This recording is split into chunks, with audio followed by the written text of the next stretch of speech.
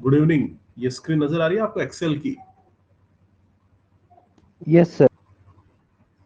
Yes. Yes. तो सबसे सबसे पहले मैं एक ही चीज आपसे कहना चाहूंगा कि ना पूछ के तेरी मंजिल कहाँ है, अभी तो सफर का इरादा किया है, ना हारूंगा हौसला चाहे कुछ भी हो जाए, ये मैंने किसी और से नहीं खुद से वादा किया है। तो एक बार आप सभी लोगों को फिर से गुड इवनिंग। ठीक है। तो आज की हमारी जो क्लास वगैरह है उसको हम स्टार्ट करते हैं। तो आज हम डेटा प्रोसेसिंग के अंदर, कल हमने देखा था एमएस वर्ड, माइक्रोसॉफ्ट वर्ड, आज हम देखेंगे एमएस एक्सेल। तो एमएस एक्सेल का जो फुल फॉर्म होता है वो होता है आपके माइक्रोसॉफ्ट एक्सेल। ठीक है। तो मुझे लगता है कि हम सभी प्रोफेशनल्स लोग हैं, हम सभी लोगों ने बीसीए, किसी ने बीटेक, किसी ने एमसीए, ठीक है, ये सारी क्वालिफिकेशंस वगैरह कर रखी है, ये सारी टेक्निकल डिग्रीज के अंदर काउंट होती है। तो आप लोग मुझे बताएं कि एमएस एक्सेल का जो यूज है वो हम किन किन कामों के लिए करते हैं। So what is the use of MS excel? Sir इसका मेन तो सर इसको टेबल वगैरह। सर एमएक्स एक्सेल का पर्टिकुलर यूज होता है बड़ी बड़ी शीट्स बनाने में, डेटा का डेटा हैंडलिंग में, जो बड़े डेटास होते हैं जो नंबर्स में होते हैं या लाइक नेम्स में होते हैं, तो उनके डेटा को रिकॉर्ड रखने में पूरा इसका वर्क किया जाता है माइक्रोसॉफ्ट एक्सेल का। देखिए, एमएस एक्सेल, एमएस वर्ड का फुल फॉर्म है आपके माइक्रोसॉफ्ट एक्सेल। ठीक है। तो ये माइक्रोसॉफ्ट जो कॉर्पोरेशन है उसके द्वारा बनाया गया है। और हमारा जो ऑफिस सूट होता है, माइक्रोसॉफ्ट ऑफिस सूट, उसी के अंदर ये एक सॉफ्टवेयर है एमएस एक्सेल। जब भी हम पर्टिकुलर मैथमेटिक्स या कोई भी लॉजिकल कैलकुलेशन होती है तो उसको परफॉर्म करने के लिए हम एम एस एक्सेल का यूज करते हैं। और एम एस एक्सेल की यदि हम जनरली बात करें तो देखिए, डेटाबेस तैयार करने के लिए, जब भी हमें कोई डेटाबेस तैयार करना होता है, सपोज कि हमें पर्टिकुलर एक क्लास के जो स्टूडेंट्स वगैरह है उनकी इंफॉर्मेशन, ठीक है, उस उनकी इंफॉर्मेशन को हमें स्टोर करना है। ठीक है। तो उसके लिए हम एक्सेल एक्सेल का यूज करते हैं। जब हमें अकाउंटिंग से रिलेटेड कोई काम करना है, ठीक है, कि सपोज पर्टिकुलर हमें किसी ऑर्गेनाइजेशन के अंदर जितने भी एम्प्लॉयज वगैरह उनकी अटेंडेंस काउंट करनी है, उनकी सैलरीज वगैरह बनानी करनी है, तो ऐसे कामों के लिए भी हम एमएस एक्सेल का यूज करते हैं। मैथमेटिकल की तो मैंने बात कही। ठीक है। जो लॉजिकल्स कुछ काम होते हैं वो भी इसमें होते हैं। डेटा मैनेजमेंट, डेटा को मैनेज करना, डेटा को हैंडल करना, ये काम भी इसमें आता है। चार्ट क्रिएशंस, कई बार हम देखते करते हैं कि पर्टिकुलर जो डेटा है उसको हमने चार्ट के फॉर्म के अंदर रिप्रेजेंट कर रखा है। फिर आता है फिल्टर एंड शॉर्टिंग डेटाबेस। जो डेटाबेस, जो डेटा हम स्टोर करते हैं उसमें से मान लो सपोज हमने, जैसे अपने जो सपोज इंफॉर्मेशन असिस्टेंट की हम बात करते हैं, तो मान लो 2018 का जो रिजल्ट आया उसके रिजल्ट के अंदर टॉपर कौन रहा, जनरल कैटेगरी के अंदर टॉपर कौन रहा, उसके रिजल्ट की शॉर्टिंग शॉर्टिंग, ठीक है, ये जो सारे काम होते हैं ये हमारे एमएस एक्सेल के अंदर इजीली हम परफॉर्म कर सकते हैं। कोई रिपोर्ट तैयार करनी हो हमें, जो बजट तैयार करना हो कि किस किस पर्टिकुलर चीजों पे हमने कितना कितना पैसा एक्सपेंडिचर वगैरह हुआ, या डेटा फॉर्मेटिंग की काम की बात की जाए, तो ये जो सारे ही काम होते हैं ये आपके एमएस एक्सेल के अंदर होते हैं। और एक्सेल इटसेल्फ बहुत ही बड़ा सॉफ्टवेयर है। यदि इसकी चीजों को हम सीखना करना चाहें, और एडवांस में भी काफी ज्यादा ये, ठीक है, एडवांस वर्जन के अंदर भी यदि हम इसको सीखना चाहें तो काफी टाइम लगता है इस सॉफ्टवेयर को अच्छी तरह से महारत हासिल करने में। लेकिन हम यहाँ पर बात कर रहे हैं एग्जामिनेशन पॉइंट ऑफ व्यू के हिसाब से। तो एग्जामिनेशन पॉइंट ऑफ व्यू के हिसाब से सबसे पहली बात मैं आपको बता दूं कि एम एस एक्सेल को ओपन करने का तरीका भी वही है जिस तरीके से हम एम एस वर्ड को खोलते हैं। सबसे पहले हमारा जो स्टार्ट बटन होता है उस पर हम क्लिक करते हैं, फिर प्रोग्राम्स, प्रोग्राम्स के बाद आपके माइक्रोसॉफ्ट ऑफिस, ऑफिस के अंदर हम माइक्रोसॉफ्ट एक्सेल 2007 या 2010 जो भी वर्जन हमने इंस्टॉल कर रखा है हमारे कंप्यूटर या लैपटॉप पर, वो वर्जन हम वहां से ओपन कर सकते हैं। ठीक है। जैसे ही एम एस एक्सेल आपका ओपन होगा तो आपको इस तरह का जो लेआउट है अभी आपके सामने दिखाई दे रहा होगा, इस तरह का लेआउट हमें देखने करने को मिलता है एम एस एक्सेल के अंदर। ठीक है। तो जब हम एम एस एक्सेल को ओपन करते हैं, ठीक है, तो क्या होता है कि बाय डिफॉल्ट, बाय डिफॉल्ट आप एक चीज देखोगे कि आपको, एक मिनट, आपको यहाँ पे इस तरीके का एक लेआउट दिखेगा। यहाँ पे जैसे लिखा हुआ है रिबन, तो रिबन की जगह आपको लिखा होगा यहाँ पर बाय डिफॉल्ट बुक वन। तो बुक वन का मतलब है ये हमारी एक वर्कबुक है। एमएस एक्सेल की जो पर्टिकुलर फाइल होती है वो कहलाती है आपकी वर्कबुक। ठीक है। तो यहाँ पे रिबन की जगह लिखा होता है बुक वन। जैसे हम इस फाइल को सेव करेंगे तो सेव करने के बाद क्या होगा कि यहाँ पर जो भी नाम हम उस फाइल को असाइन करेंगे वो नाम हमें यहाँ पे टाइटल बार पे दिखाई देगा। टाइटल बार कल भी हमने डिस्कस किया था कि एमएस वर्ड के अंदर, उसी तरह एमएस एक्सेल के अंदर भी यहाँ पे ऑफिस बटन होता है। जैसे हम ऑफिस बटन को क्लिक करते हैं तो वहाँ पे न्यू है, ओपन है, सेव एज है, प्रिंट है, ये सारे ऑप्शंस हमें देखने करने को मिलते हैं एमएस एक्सेल के अंदर। उसके बाद ठीक है, राइट हैंड साइड में ऑफिस बटन के आपको ये, ठीक है, ये 3-4 ऑप्शंस टाइटल बार के ऊपर दिख रहे होंगे। तो ये हमारा कहलाता है QAT, जिसको हम क्विक एक्सेस टूल बार कहते हैं। तो क्विक एक्सेस टूल बार के अंदर हम जनरली जो भी फंक्शंस फ्रिक्वेंटली यूज करते हैं, कुछ 7-8 फंक्शंस की लिस्ट होती है ये, उन फंक्शंस को हम यहाँ पर ऐड कर सकते हैं या फिर यहाँ से रिमूव कर सकते हैं, ठीक है। और उसके बाद नेक्स्ट आता है हमारे डिफरेंट टाइप्स ऑफ टैब्स हमें देखने करने को मिलती है एमएस एक्सेल के अंदर।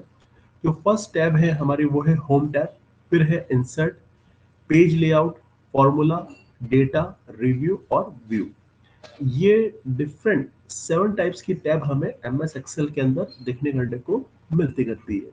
अब हम इन टैब का वन बाय वन पर्टिकुलर, ठीक है, देखेंगे कि किस किस टैब के अंदर क्या क्या फंक्शन होते हैं। देखिए यहाँ पे आपको पर्टिकुलर नजर आ रहा होगा स्क्रीन पर F14 लिखा हुआ है। ये जो पर्टिकुलर यहाँ पे स्क्रीन पे आपको जो F14 लिखा हुआ दिखाई दे रहा है, ये हमारा कहलाता है आपका नेम बॉक्स। और एमएस एक्सेल के अंदर क्या होता है कि जो डेटा होता है वो रो और कॉलम्स के फॉर्मेट में होता है। जहां पे रो और कॉलम इंटरसेक्ट करते हैं वो एमएस एक्सेल के अंदर एक सेल कहलाता है। और एक सेल का क्या होता है, एक एड्रेस होता है। और सेल का एड्रेस जब भी हम स्पेसिफाई करते हैं तो हम देखते हैं वो किस कॉलम के अंदर है। कॉलम की जो नेमिंग है वो हमने अल्फाबेटिकल कर रखी है। जैसे फर्स्ट कॉलम का नाम ए है, फिर बी, फिर सी, फिर डी, फिर ई, फिर एफ। इस तरीके से सीक्वेंस कंटिन्यू चलती रहती है। और इसी तरीके से जो रो है उसकी नंबरिंग हमने कर रखी है 1 2 3 4 से। तो जब भी हमें किसी सेल का नाम बताना है तो सबसे पहले सेल का जो नाम होता है, जहाँ पे रो और कॉलम इंटरसेक्ट करते हैं, ये जो बॉक्स आपको रेक्टेंगल बॉक्स नजर आ रहे हैं, ये कहलाते हैं एमएस एक्सेल के अंदर आपके सेल। और जब भी सेल का नाम हमें बताना होता है तो सबसे पहले हम मेंशन करते हैं कि किस कॉलम के अंदर है और किस रो के सामने है। तो जो हमारा फर्स्ट सेल है वो कहलाएगा आपका A1। इसी तरीके से जिस भी सेल पर हम प्रेजेंटली काम कर रहे हैं, ये मैंने जैसे एमएस एक्सेल ओपन कर रखा है अभी एक्चुअल में, रियलिटी में, तो अभी में जो सेल है, मैंने एक सेल पे क्लिक किया, उस सेल का जो नाम है वो मुझे यहाँ पे नेम बॉक्स के अंदर दिखाई देगा। तो नेम बॉक्स के अंदर जो उसका नाम है वो आ रहा है आपका D5, मीन्स डी कॉलम के नीचे है और 5th रो के सामने है ये सेल। तो हर सेल का क्या होता है एमएस एक्सेल के अंदर, एक सेल एड्रेस, ठीक है। सेल एड्रेस के बाद, ये नेम बॉक्स के बाद, यहाँ पर आपको एक फॉर्मूला बार नजर आ रहा है। जब भी जो भी डेटा हम पर्टिकुलर आपके एक्सेल के अंदर किसी सेल के अंदर लिखेंगे, वो डेटा हमें, उसकी जो एंट्री है वो हमें फॉर्मूला बार के अंदर भी देखने करने को मिलेगी। तो फॉर्मूला बार के अंदर क्या होता है कि हम किसी भी डेटा को किसी भी सेल पे जब हम क्लिक करते हैं तो उस डेटा की जो एडिटिंग है वो हम सेल में क्लिक करके भी कर सकते हैं, या फिर सेल पे क्लिक करने के बाद फॉर्मूला बार पे भी जाके हम उसकी एडिटिंग वगैरह कर सकते हैं। और फॉर्मूला बार के अंदर एक इंपॉर्टेंट बात बता दूं मैं आपको कि एक्सेल के अंदर जब भी हम कोई भी फॉर्मूला लिखते हैं, मतलब सपोज हमें किसी 2 सेल के कंटेंट को ऐड करना है, या फिर उनको सब्ट्रैक्ट करना है, या मल्टीप्लाई करना है, डिवाइड करना है, तो उसके लिए हम जब भी कोई भी फॉर्मूला एक्सेल के अंदर स्टार्ट होता है तो वो आपके इक्वल्स टू साइन से स्टार्ट होता है। तो ये क्वेश्चन भी काफी बार एग्जाम के अंदर पूछा जाता है कि एमएस एक्सेल के अंदर जब भी कोई फॉर्मूला स्टार्ट होता है या कोई भी फॉर्मूला हम लिखते हैं तो वो किस सिंबल से स्टार्ट होता है, आपके इक्वल्स टू साइन से। तो ये आपको ध्यान रखना है। सबसे पहले देखिए टाइटल बार के नीचे आता है आपके पर्टिकुलर डिफरेंट टैब से। फर्स्ट जो टैब है हमारी वो है आपके होम टैब। तो जैसे मैंने बताया था कि एमएस वर्ड के अंदर भी होम टैब के डिफरेंट डिफरेंट ग्रुप्स बने हुए हैं, इसी तरीके से यहाँ पे एक्सेल के अंदर भी होम टैब के अपने अपने ग्रुप है। फर्स्ट है क्लिपबोर्ड, क्लिपबोर्ड के अंदर आपके पेस्ट है, कट है, ठीक है, फॉर्मेट पेंटर है, ये ऑप्शंस आपको क्लिपबोर्ड ग्रुप के अंदर देखने को मिलते हैं। फिर सेकंड जो ग्रुप है वो आपका है फॉन्ट ग्रुप। फॉन्ट ग्रुप के अंदर फॉन्ट की जो साइज है, फॉन्ट की जो स्टाइल है, फॉन्ट को बोल्ड करना, फॉन्ट को इटैलिक करना, ठीक है, उसको कलर करना। फिर अलाइनमेंट ग्रुप आता है नेक्स्ट होम टैब के अंदर। अलाइनमेंट के अंदर लेफ्ट है, राइट है, सेंटर है, जो भी सेल के अंदर हमने कंटेंट लिखे हैं उसका जो डायरेक्शन वगैरह है उनको अलाइन करना, ठीक है। फिर आता है हमारा नंबर ग्रुप। नंबर ग्रुप के अंदर जनरली कोई भी डेटा वगैरह होता है हमारा, तो पॉइंट के बाद हमें कितने डिजिट्स वगैरह उसके अंदर चाहिए, ठीक है। फिर आपके स्टाइल ग्रुप आता है, डिफरेंट टाइप ऑफ स्टाइल से सेल आता है। और फिर होम टैब के अंदर आता है आपके एडिटिंग ग्रुप। एडिटिंग ग्रुप के अंदर शॉर्ट एंड फिल्टर, ठीक है, जिससे हम पर्टिकुलर जो डेटा वगैरह हमारा उसकी शॉर्टिंग कर सकते हैं, मीन्स अल्फाबेटिकल ऑर्डर के अंदर अरेंज कर सकते हैं, या फिर इंक्रीजिंग नंबर या डिक्रीजिंग नंबर के अंदर हम डेटा को अरेंज कर सकते हैं। तो ये जो फर्स्ट टैब है हमारी माइक्रोसॉफ्ट एक्सेल की, वो है आपकी होम टैब। और होम टैब के अंदर ये डिफरेंट ग्रुप्स आपको देखने करने को मिलते करते हैं। इसके बाद देखिए आपके जो नेक्स्ट जो टैब आती है इसके अंदर, ठीक है, नेक्स्ट टैब हम देखते करते हैं। और जो नेक्स्ट टैब है वो है आपकी यहाँ पे, एक minute, insert tab. Insert tab जैसा कि एम एस वर्ड के अंदर सिमिलरली यहाँ पर भी उसी तरीके से, यहाँ पर इंसर्ट टैब के अंदर जो डिफरेंट ग्रुप हमें एम एस एक्सेल के अंदर देखने को मिलते हैं वो है आपके एक तो पिवोट टेबल और टेबल्स। टेबल्स के बारे में आप सभी लोग जानते करते हैं, ठीक है। फिर इलस्ट्रेशंस ग्रुप आता है। इलस्ट्रेशंस ग्रुप के अंदर, ठीक है, पिक्चर से, क्लिप आर्ट से, शेप से, स्मार्ट आर्ट है। फिर यहाँ पे इंसर्ट के अंदर चार्ट आते हैं। चार्ट के अंदर डिफरेंट टाइप्स ऑफ चार्ट्स है, जो लाइन चार्ट है आपका, पाई चार्ट है, जो बार चार्ट है, अलग अलग चार्ट के जो फॉर्मेट्स जो हम अपनी नॉर्मल लाइफ के अंदर भी देखते करते हैं। और यहाँ पर भी हम उस कोई भी डेटा का, पर्टिकुलर डेटा को हम चार्ट के फॉर्मेट के अंदर कंटेंट मतलब देख सकते हैं, उसको अरेंज कर सकते हैं। फिर आता है हाइपरलिंक, ठीक है, और फिर आता है टेक्स्ट करके एक ग्रुप हमें देखने करने को मिलता है। तो ये 5 ग्रुप हमें इंसर्ट टैब के अंदर देखने करने को मिलते हैं, ठीक है। उसके बाद देखिए आप, जो नेक्स्ट जो आपकी टैब है वो है पेज लेआउट, ठीक है।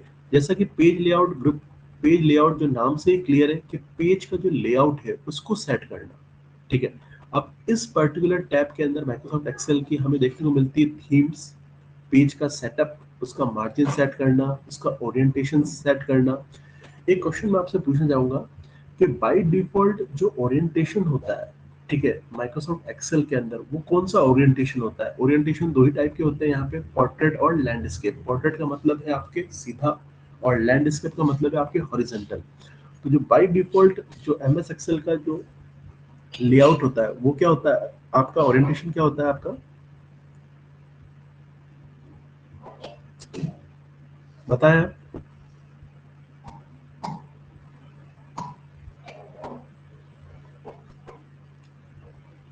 आवाज आ रही है मेरी आपको?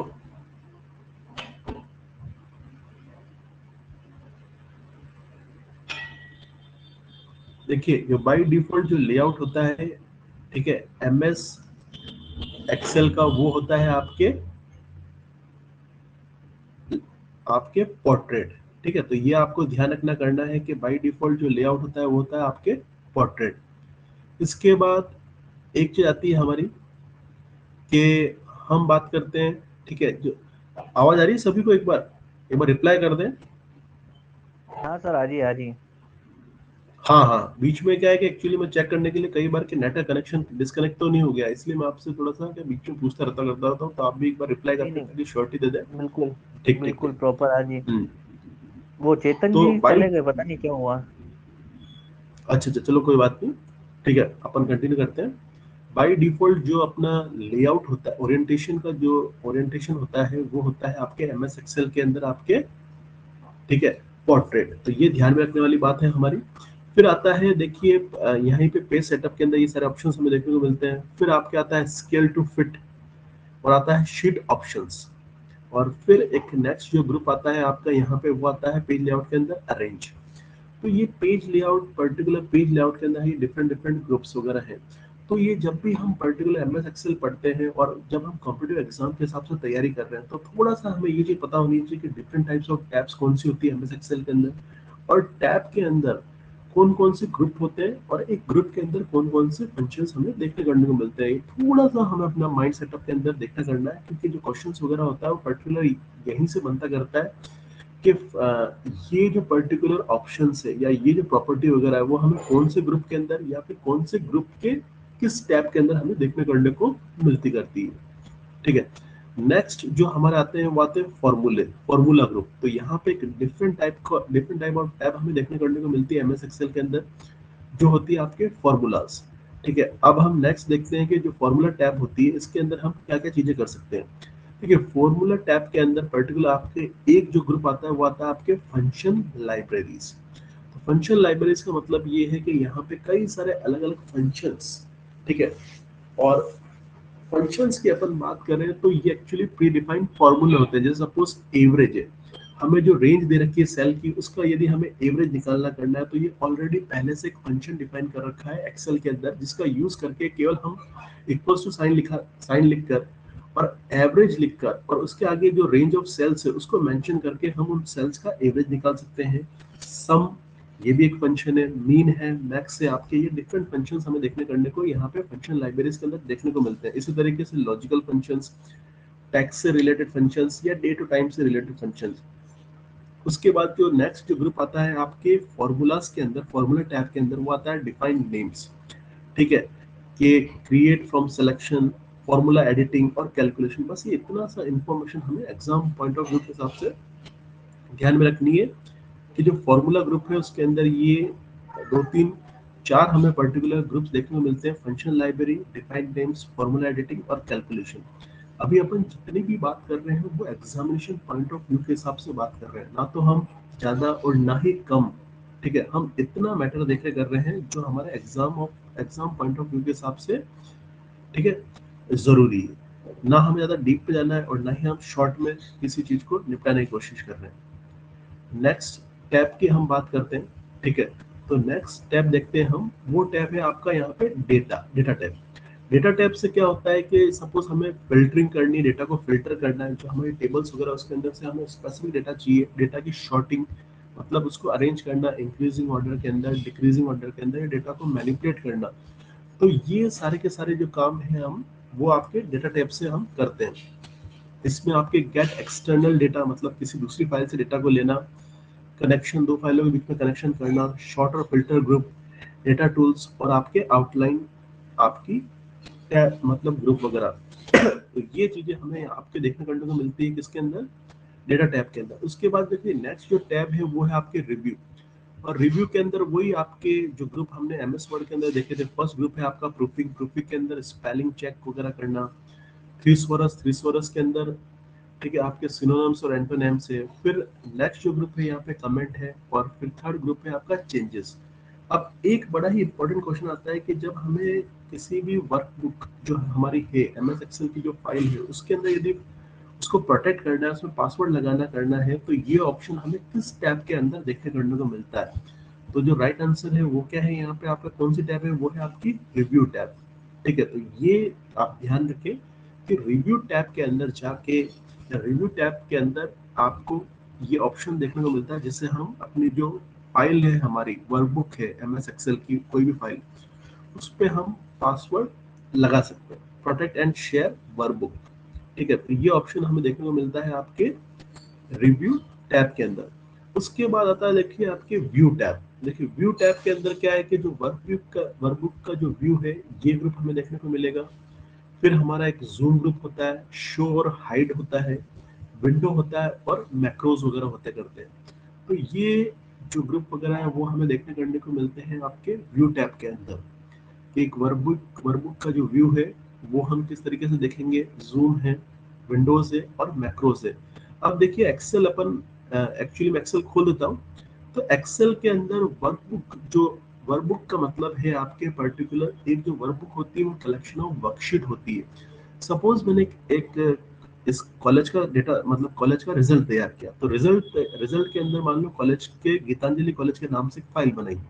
अब गीतांजलि कॉलेज के अंदर, इंजीनियरिंग कॉलेज के अंदर एक इलेक्ट्रिकल डिपार्टमेंट है आपका, एक कंप्यूटर साइंस है, एक आपके पर्टिकुलर इंजीनियरिंग डिपार्टमेंट है, एक मैकेनिकल है, एक ऑटोमोबाइल है, डिफरेंट टाइप्स ऑफ डिपार्टमेंट है।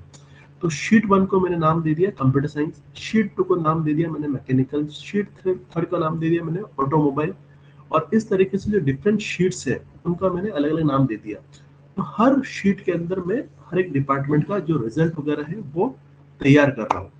तो इस तरीके से क्या होता है कि जो हमारी एक्सेल होती है, ठीक है, उसके अंदर इस तरीके से हम डेटा को स्टोर करते हैं आपके, ठीक है। और डेटा को स्टोर करने के बाद डिफरेंट टाइप्स ऑफ कैलकुलेशन, चाहे लॉजिकल हो, चाहे मैथमेटिकल हो, चाहे इसकी शॉर्टिंग की हम बात करें, चाहे फिल्टरिंग की हम बात करें, तो ये सारे काम हम आपके एम एस एक्सेल के अंदर परफॉर्म कर सकते हैं, ठीक है। अब MS एक्सेल की यदि हम बात करते हैं तो मैंने बताया कि सबसे इम्पोर्टेंट बात है कि यहाँ पे जब भी हम कोई फॉर्मूला लिखेंगे तो वो फॉर्मूला क्या आएगा, इक्वल्स टू साइन से स्टार्ट होगा, ठीक है। और दो सेल को जब हम कंबाइन करते हैं तो उसको हम कहते हैं सेल को मर्ज करना, ठीक है। तो MS एक्सेल के अंदर क्या होता है कि जब हम दो सेल को कंबाइन करते हैं तो हम कहते हैं सेल को हम क्या कर रहे हैं, आपके मर्ज कर रहे हैं, ठीक है। तो MS एक्सेल के अंदर सेल क्या है, जहां पे रो और कॉलम इंटरसेक्ट करती है वो चीज कहलाती है सेल। स्प्रेडशीट, जो स्प्रेडशीट कई बार ये स्प्रेडशीट वर्ड यूज में आता है। वर्कशीट, जो हमारी वर्कशीट है, जो फाइल है MS एक्सेल की, उसको ही हम स्प्रेडशीट आपके कहते करते हैं, ठीक है। फिर माइक्रोसॉफ्ट एक्सेल का जो उपयोग है वो हम देख ही चुके हैं, और किस तरीके से माइक्रोसॉफ्ट एक्सेल को हम ओपन करते हैं स्टार्ट बटन पे क्लिक करके, ऑल प्रोग्राम्स, और फिर आपके माइक्रोसॉफ्ट ऑफिस, ऑफिस के अंदर MS एक्सेल मर्ज सेल। जब हम दो या दो से अधिक सेल को आपस में मर्ज करते हैं, एक सिंगल सेल बनाते हैं, तो उसको हम कहते हैं सेल को मर्ज करना। फिर देखिए आपके एक टर्म आता है जिसको हम कहते हैं रेंज। रेंज का मतलब क्या होता है, जब हम एक या एक से अधिक रो या कॉलम को सेलेक्ट करते हैं। सपोज मैंने MS एक्सेल के अंदर, सपोज आपके ये जो चार, ठीक है, ये जो पर्टिकुलर 8 जो सेल है उनको सेलेक्ट किया, तो यहाँ पे एक से ज्यादा रो हो गई और एक से ज्यादा कॉलम हो गया। तो जब हम एक से ज्यादा रो या एक से ज्यादा कॉलम को सेलेक्ट करते हैं तो वो हमारी कहलाती है रेंज, ठीक है। अब रेंज के अंदर पर्टिकुलर एक स्टार्टिंग एड्रेस होगा, एक एंडिंग एड्रेस होगा, मतलब कि जो फर्स्ट सेल है उसका एड्रेस क्या है, ठीक है, कॉलन। फिर जो लास्ट सेल है उसका एड्रेस क्या है, तो ये कहलाती है हमारी MS एक्सेल के अंदर आपकी रेंज। तो रेंज का मतलब यही है कि आपके एक या एक से अधिक रो और कॉलम को सेलेक्ट करते हैं तब वो रेंज तैयार होती है हमारी। फिर एक्सेल में जो शीटें कितनी होती है, एक्सेल में बाय डिफॉल्ट हम जो सामने देखते करते हैं तो 3 शीट हमें नजर आती है, शीट 1, शीट 2, शीट 3, और 256 से भी अधिक शीट आप इसके अंदर ले सकते कर सकते हैं, इतनी ज्यादा रिक्वायरमेंट हमें पड़ती नहीं है। फिर ऑफिस बटन की हमने बात की, तो ऑफिस बटन के अंदर देखिए आप, ठीक है, ऑप्शंस हमें जो देखने करने को मिलते हैं, न्यू है हमारे, ठीक है, न्यू के बाद आपके ओपन, सेव, सेव एज, ठीक है, प्रिंट, और ये सारे ऑप्शंस हमें देखने करने को मिलते हैं MS एक्सेल के अंदर आपके। तो एक,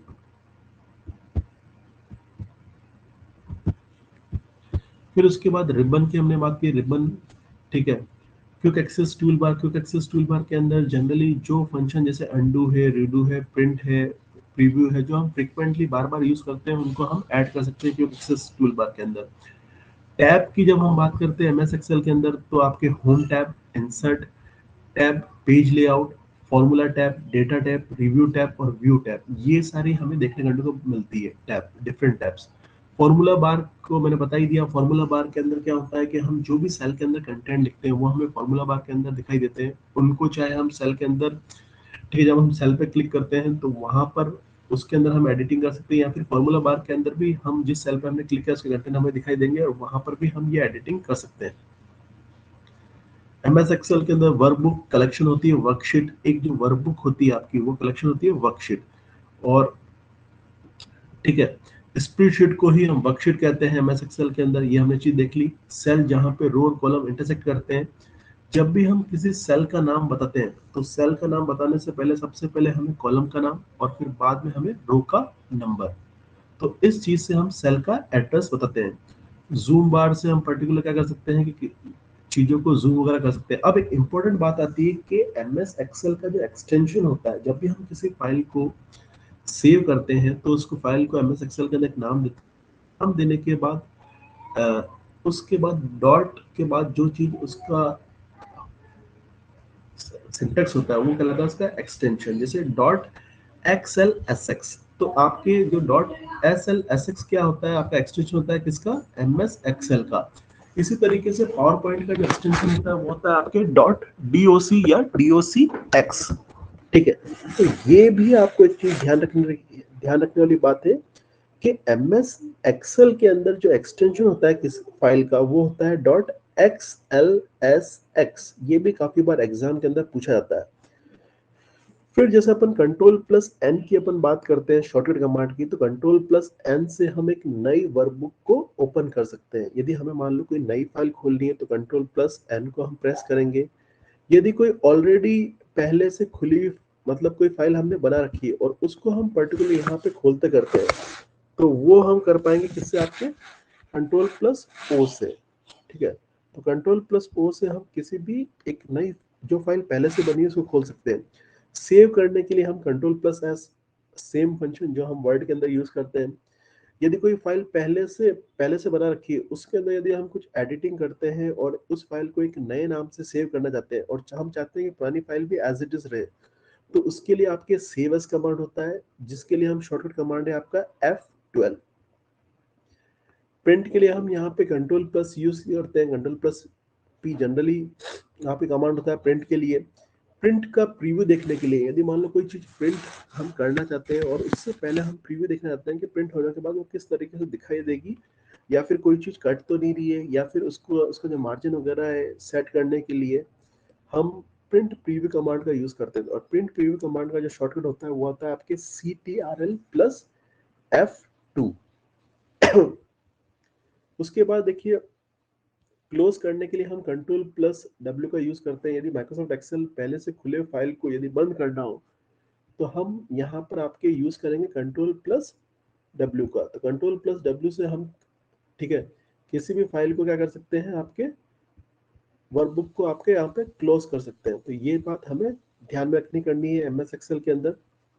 और इसके बाद यदि अपन जैसे होम टैब के अंदर अपन सारे, ठीक, कंट्रोल प्लस C कॉपी के लिए होता है, कंट्रोल प्लस P किसी भी कंटेंट को पेस्ट करने के लिए होता है। ठीक है, जो जनरली कमांड हम दूसरे पर्टिकुलर सॉफ्टवेयर में भी यूज करते हैं। कंट्रोल प्लस X आपके कट के लिए होता है। ठीक है, फिर पेस्ट स्पेशल की बात की जाए तो इस विकल्प का उपयोग माइक्रोसॉफ्ट एक्सेल में कॉपी किए डेटा को अन्य फॉर्मेट में पेस्ट करने के लिए पेस्ट स्पेशल ऑप्शन का हम यूज कर सकते हैं। इसके माध्यम से हम कॉपी किए डेटा को इमेज के रूप में भी पेस्ट कर सकते हैं। ठीक है, तो एक इमेज के रूप में भी हम डेटा को हमारे पेस्ट कर सकते हैं।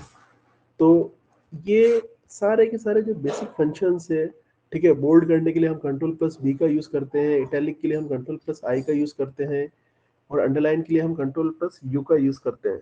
ठीक है, तो जो और एक इम्पोर्टेंट बात है कि जो फ़ॉन्ट साइज है, तो अधिकतम जो फ़ॉन्ट साइज होती है वो होती है आपके 72 अंकों, या फिर जिसको हम कह सकते हैं पॉइंट्स।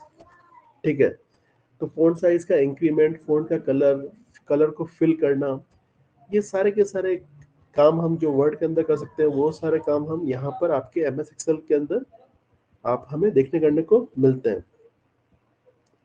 ठीक है, तो मुझे लगता है कि एक्सेल की यदि अपन थ्योरी की बात करें, तो मुझे लगता है कि एक्सेल की जो थ्योरी है वो यहीं तक मुझे लगता है सफिशिएंट है। और जितना एग्जाम पॉइंट व्यू के हिसाब से ज़रूरी है वो हम आज डिस्कस कर चुके हैं। और यदि आपकी कोई डाउट वगैरह है तो आप पूछ सकते हैं MS एक्सेल को लेके। ठीक है,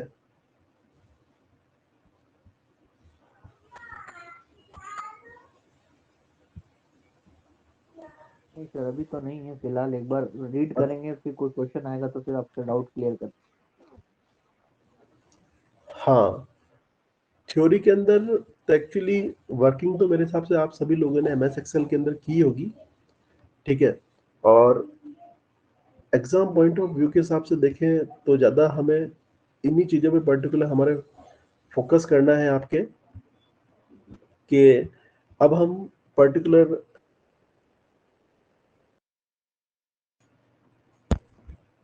वो देखेंगे कल।